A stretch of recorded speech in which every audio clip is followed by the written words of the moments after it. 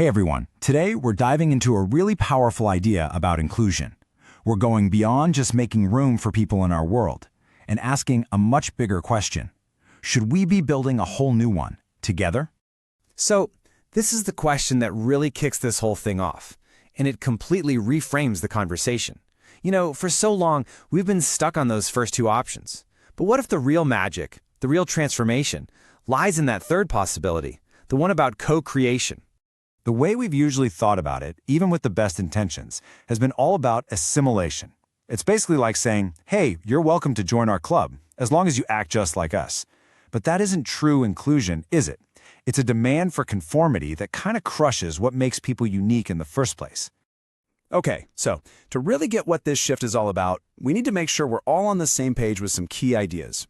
This first section is all about laying that groundwork for our journey. First up, and this is a big one, neurodiversity. This isn't just a buzzword, it's a total paradigm shift. It's the idea that brains are just different, and those differences, like autism or ADHD, aren't flaws that need to be fixed. No, they're a natural part of the incredible variety of human experience, each with its own strengths. Now, think about what happens when we force people to assimilate. It leads to this thing called masking. Seriously, just imagine spending every single minute of your day pretending to be someone you're not. Faking eye contact that feels awful, or holding back movements that feel natural, all just to seem normal. The toll that takes is just enormous. Constant anxiety, total burnout, and a deep sense of confusion about who you even are. And this brings us to a really crucial turning point. If the old way isn't working and is actually causing harm, then maybe, just maybe, we've been trying to solve the wrong problem all along.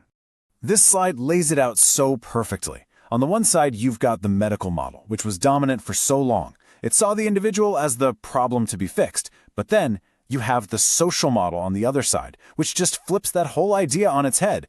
It says, hey, maybe the person is fine. Maybe it's our environment that's broken. And this quote from activist Stella Young just nails it. A person who uses a wheelchair isn't disabled by their body, they're disabled by a building that only has stairs. The problem isn't the person, it's the barrier that we've built into the world. So here's the big takeaway from all this. It's not enough to just make a few small adjustments. We can't just widen a doorway here or add a ramp there and say, job done.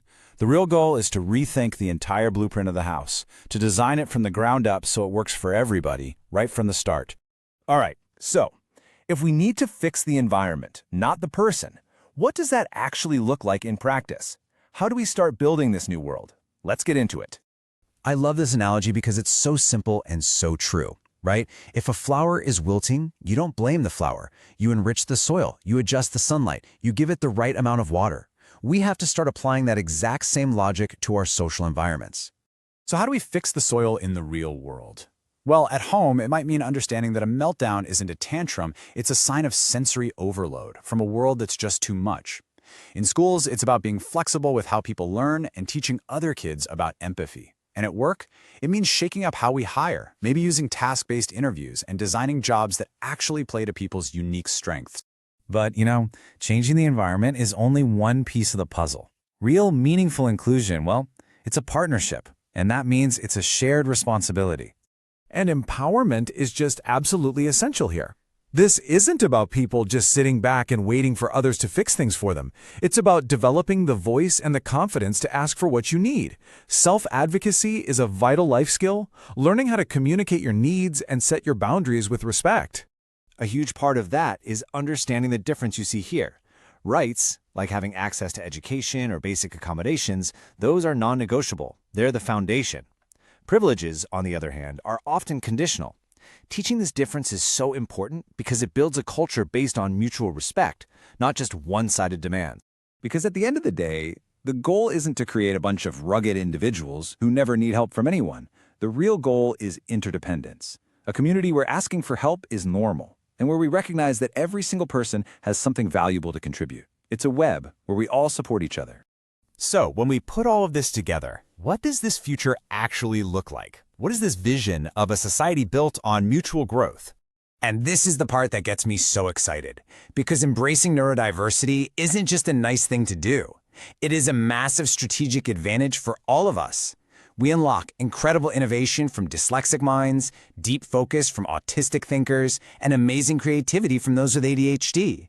These are things that benefit absolutely everyone. And this is the heart of it all, this idea of co-evolution. It is a two-way street. A neurotypical person grows by learning things like patience and direct communication, just as an autistic person grows by learning to navigate a tricky social world. Both sides evolve. Both sides get better together. So, let's be really clear about this. Inclusion isn't a favor we do for other people. It's not charity.